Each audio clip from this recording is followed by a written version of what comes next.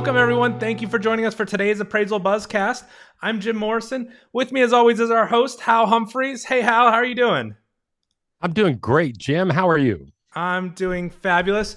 We have a really exciting episode today. We're talking with Kharon Brown, the Vice President of Recruitment and a certified residential appraiser at RSDS, and we're talking about his upcoming presentation at Valuation Expo and some other topics. Let me bring him in. Hey, Kharon.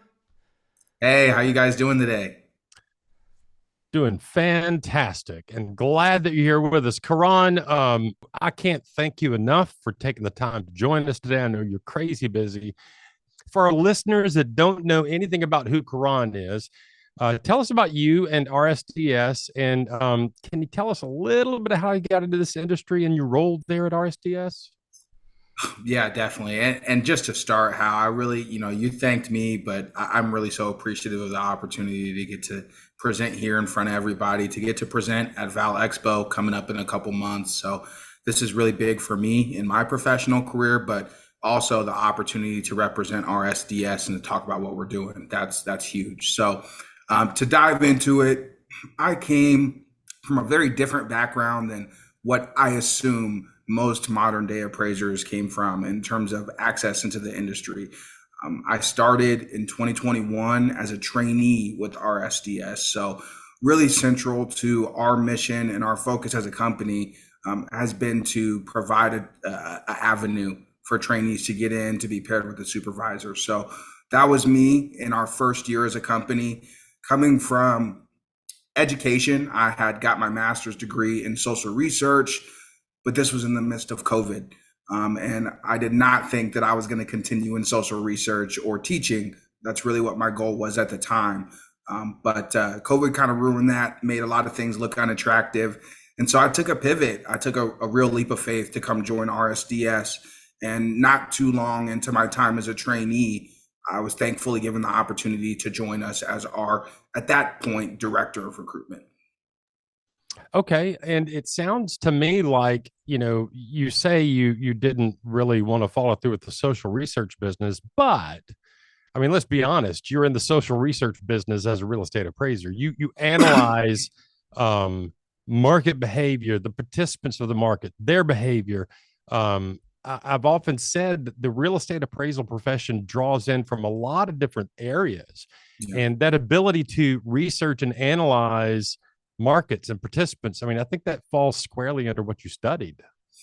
No, you're right. I definitely, the economic side of it was a huge curveball for me. I'm not a numbers guy. That's why I was doing what I was doing. But I've learned a lot, and I really have to thank all of my trainers for, being patient with me and helping me grow. But really, when you talk about appraising and analyzing real estate and this market or how this affects the overall economy, there are so many societal factors that go into play. And especially now when we're talking about appraisal bias as well as future access into the industry, these are social issues. They're not just numbers. So I definitely have felt that appraising kind of combines, really a multidisciplinary approach to allow you to access and find your niche and then grow in the other areas that you may not be strong in. I love it. I love it. Well, let's do this, Kuran. I'm going to take a real quick break, and we're going to hear from one of our sponsors, and then we'll be right back. LIA Administrators and Insurance Services, serving valuation professionals since 1978. We provide E&O insurance with a commitment to superior customer service, outstanding liability education, and unmatched claim defense, benefiting over 10,000 real estate professionals nationwide. Explore our exclusive appraiser liability education by Peter Christensen and cost-effective seminars designed to foster your growth. Our underwriters, with an average of 26 years of experience each, are dedicated to supporting appraisers. Visit liability.com to discover how LIA can safeguard your business.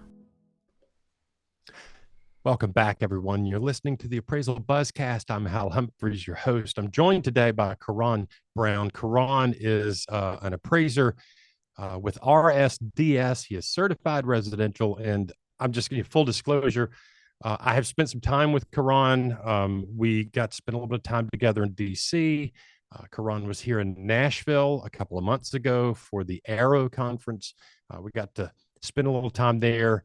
He is a super smart young man. I'm proud to have him in this industry. I think he's going to be one of those appraisers to kind of pay attention to because he knows what he's doing, and he is a go-getter. Kharon, RSDS is one of the industry's leaders in bringing new people into the industry. Can you tell us your role in that and why it's such an important action item for the company? Yeah, I mean, just getting back to how we started this, I would not be here at all if it wasn't for RSDS. And I definitely would not be a certified residential appraiser.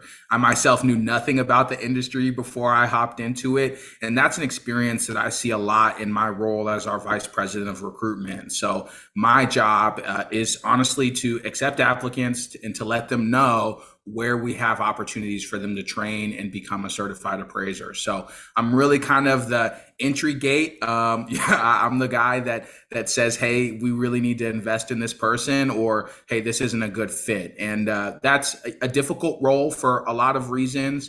But it's also just such an honor because to date, we have trained and gotten to their certification or license 58 graduates. So 58 former trainees now licensed and certified since 2021. So I'm happy to be a part of that ranks, but I would say that more than anything, that is my job, is to find and hire the best talent that we can.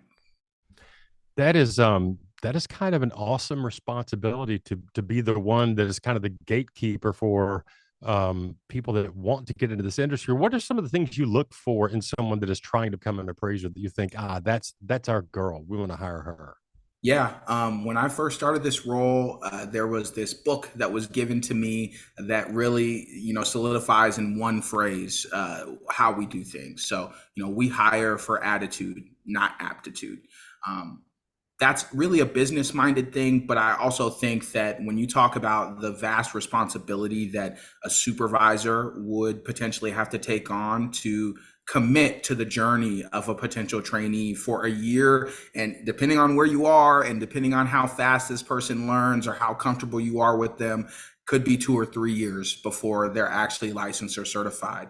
That's inviting somebody into your family. And so that's a big piece for me. Is I definitely want the most talented individuals. I want somebody that's going to come in and bring the most value. But more than anything, I need the right attitude. I need someone that understands what this investment is, not from just a business to employee perspective, but from a friend to a friend, a mentor to a mentee. Do you respect this process? And that's a big piece for us, is giving a candidate the overall picture and saying, hey, let's determine if this is a good fit for us. Yeah, and I think it's one of those critically important things to acknowledge that for a mentor bringing on a trainee, that's a huge commitment on the part of the mentor. Yeah. And if you can get your head around being a decent human being and having the right attitude and approaching it with I hesitate to use the phrase team spirit, but it really does kind of fall in line. Like we work on teams, right? Yeah. And if you've got the right attitude, a mentor can probably train you to do the aptitude parts. But that attitude, that's a really interesting thing that you said there. I like that.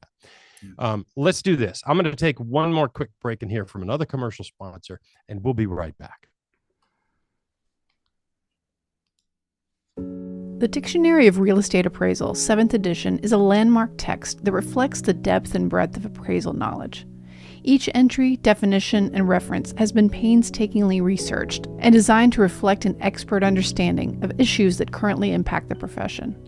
The new dictionary is an essential authoritative resource for all appraisers. The dictionary is divided into 2 sections, an alphabetical listing of terms directly related to real estate appraisal, and an addendum with topical glossaries and compilations of terms used by related real estate professionals. Find it at appraisalinstitute.org/dictionary7. Welcome back, everyone. You're listening to the Appraisal Buzz. I'm Hal Humphreys, your host. I'm joined today by Kharon Brown. And I do want to take just a second to say this. We have the Appraisal Institute as a sponsor. That last sponsor credit talks about the Dictionary of Real Estate Appraisal. If you're an appraiser and you're trying to do this work, there are two books that I think you must own. One is the Dictionary of Real Estate Appraisal. It literally has in it all of the definitions that this entire profession kind of leans on when we're doing the work. The other is the Appraisal of Real Estate, both produced by the Appraisal Institute. So if you don't have those two books in your library, I strongly suggest that you go pick them up. Kharon, you're going to be presenting at Valuation Expo this year, coming up in August. You're on the first panel of 2024's Valuation Expo. You're going to be talking about asking the why, where, you and the other panelists will talk about some of the things appraisers and appraisal management companies can do to streamline the process and avoid revision requests. We will be discussing why lenders are asking for things done in certain ways and give some guidance on it. Talk to me about that panel and what you expect to be talking about.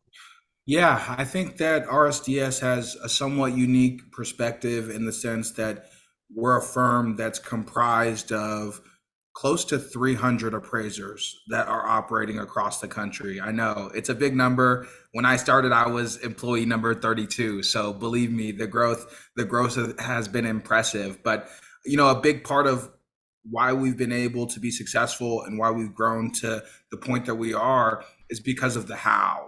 How are we maintaining high quality relationships with our clients? How are we making them trust us? I think that when I came into the industry, it was COVID, post-COVID, and interest rates were like 2.75%. So anyone and everybody could get an order because there were so many orders necessary to fill. But today we're in a different climate. And I get this question a lot when I'm interviewing appraisers that want to know why I even have room for them on our team. And a big part of that is the how. What do we do to measure our performance, to improve upon that performance, and then to communicate that to our clients so that they trust us and trust the quality that we're bringing them. I love it. Kharon, I can't thank you enough for taking the time to be here. Like I said, I know you're crazy busy. You've got a lot of things going on. I'm very much looking forward to seeing you at Val Expo, hearing what you had to say on the panel, asking the question why. And look, if we can avoid revision requests, right, our life is just that much easier, right? Yeah. Right. Yeah. Again, thank you for taking time to be here. I think there's a chance, I'm hoping, that Jim Morrison may have what we call the anonymous appraiser question that you and I could try to get an answer to. Let's Jim, give it a shot. Do we have an anonymous appraiser question? We do, and our anonymous appraiser questions come from our audience. Reach out to us at comments@appraisalbuzz.com or just put your comment up on our YouTube, and we'll answer some of those that way as well. So this one wrote in and said, I'm appraising a vacation property that was built on a 2-bedroom septic system. They have converted some of the communal areas into additional bedrooms. Do you still consider these bedrooms as flex rooms and call it a 2-bedroom home, or do you call it a 4-bedroom home and indicate the septic needs to be upgraded to accommodate? Oh boy. Yeah, it's a you tough first one. or me first? I'm going to say you first. I don't want to answer this one. Okay. I'll give it my best shot. So, I mean, just breaking it down, it sounds like the question is, how do I determine my scope of work here? How do I determine my reporting obligation? So is it a 2-bedroom home with a 2-bedroom septic, or is it a 4-bedroom home with a 2-bedroom septic? I can't say I run into a lot of that here in Kansas, here in Overland Park. We're city boys out here. But my first guess is that you need to take a look at zoning, and you need to communicate with your client so that they can help you determine your scope of work. Just getting back to revision requests, there's really no point in doing it one way or the other if your client's going to give you a revision asking for the other. So, communicate with them first and then figure out what they want you to do. Yeah, I think that's a brilliant answer. In defining the problem and developing a scope of work, a lot of times it's necessary that we work with our clients to figure out what an appropriate scope of work is. And I think you're absolutely right there. The discussion with the client up front, the second you recognize it, say, hey, hang on a second. The problem seems to have changed a little bit. This isn't just a 2-bedroom home. It's a 2-bedroom home but it's got some extra sleeping areas.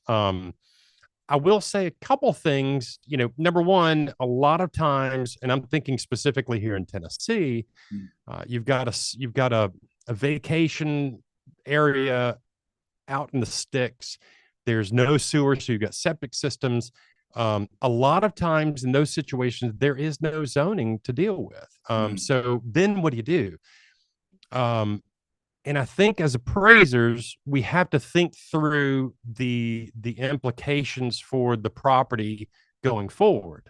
And I'm going to suggest that if you're doing this for a lender as a single family residence, they're probably going to want you to address it as a 2-bedroom home permitted for 2 bedrooms on the septic system, and address it that way.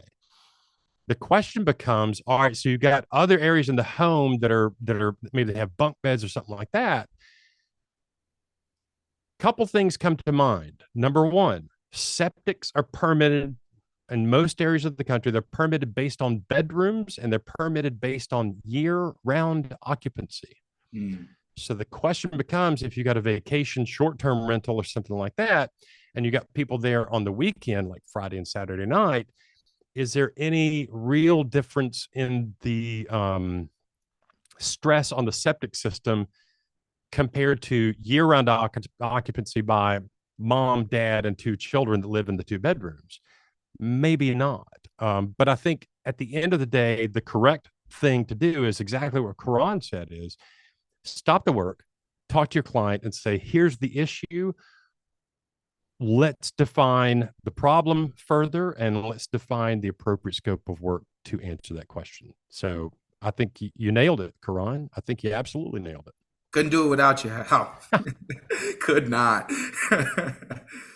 Morrison, anything else we need to cover today? No, I think we've covered all. Kharon, we're so excited to see you at Valuation Expo, kicking off the general session. It's going to be great. So that's August 19th through 21st for anyone that wants to join us. We really appreciate you speaking with us, and I think it's going to be a great show. Thank you all for having me here. I really appreciate it. One last plug, RSDS is still hiring staff appraisers across the country, trainees across the country. If you are interested in what you heard today and want to learn more, feel free to reach out.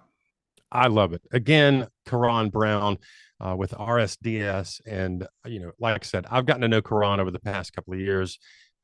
He is a super smart young man, and he is making his mark in this industry. So for the listeners out there that have never met Kharon, pay attention. This guy's going somewhere. If we don't have anything else to cover for Jim Morrison and Kharon Brown, I'm Hal Humphreys, and that is your Appraisal Buzzcast for this week.